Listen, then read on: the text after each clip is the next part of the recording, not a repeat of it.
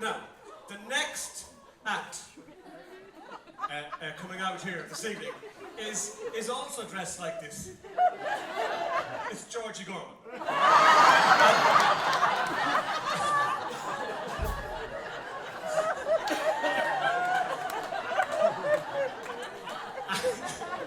Georgie is very shy, and Georgie is in a rush tonight, so he can't tell any stories.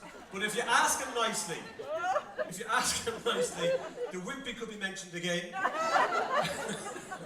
But anyway, please, somewhere over the rainbow, who else? Georgie Gorman!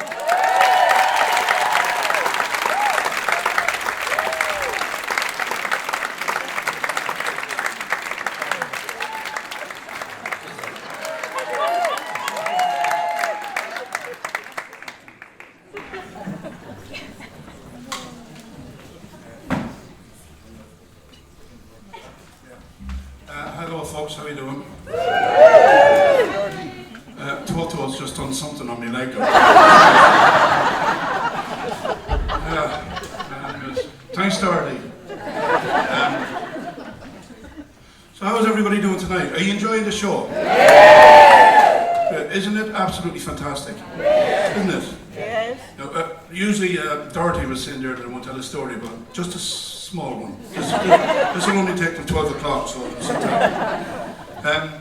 We told the story last night, and Shamie O'Dowd was sitting beside me, and he nearly fell off the stool when we told it, but it was good crack. But I'll tell you a quick one tonight, okay? Years ago when I was a kid, we lived in a street not far from here, St. Joseph's, and all the lads that was in the street with me, you know, they were always doing what you usually do, running around, messing, playing football. There was no TV, sorry, no, we'll not go back that far. But there was no internets, and there was no YouTube and all that kind of business. So you had to make your own fun, you know. So I hung around with all these lads, and every one of them on the street had a nickname. I had no nickname. So there was like Moby Brennan, Soccer Kittens, Bunny Maguire, Hamburger. There was all these kind of names, you know. So this is the kind of picture that we're dealing with. But this guy that I knew, he was one guy, okay? One fella, nobody else. But I used to call to the house to him, and he used to come out and he'd be kicking around. But every time the moon would come out, you know the full moon? Every time the full moon would come out, this guy would turn into the other brother, right? So he would leave the street and he'd go in to the house. And you'd go and you'd knock at the door. He'd never answer the door. So you'd have to talk to him through the letterbox. And you'd say to him, this is the truth, and you'd say to him, is the other brother coming out? And is the other brother coming out? And he'd say, like we weren't too sure what it was him, or what it was. Because we were thinking, has he got an evil twin that lives in the house or something? So we'd say to him, is the other brother coming out? What do you want them for? Now, we'd only look in the letterbox. Just it took us a couple of years to figure out what was going on, right? But you could never get into the house, into the front door. We had to go around the back. This is the truth. We had to go around the back gable. And the reason we couldn't get in the front door, they had a 1968 Morris Minor in the hallway. That's the God's honest truth. These guys were into cars and building cars and soccer races and all that kind of jazz, you know. And decided to take these cars apart 7 days a week. So they put it in the hallway, and they put so much shit in the hallway, and they couldn't get in. So, anyways, so to continue, when the other brother came out on the street, right? Everybody, even the dogs, poor Toto now, if he was on the street, he would have ran if he'd seen the other brother, because the other brother who I used to hang around with, right, he'd come out on the street and he'd be all happy and playing football on it, but when the other evil brother came out, he was a child psychologist's dream, right? The other brother he'd come out on the street and he'd kind of, if you were walking down the street, he'd kind of go, looking at you like this, you know. And everybody used to clear the street when the other brother came out. So, right, so what we done anyways, when I got the other brother, if you're following me,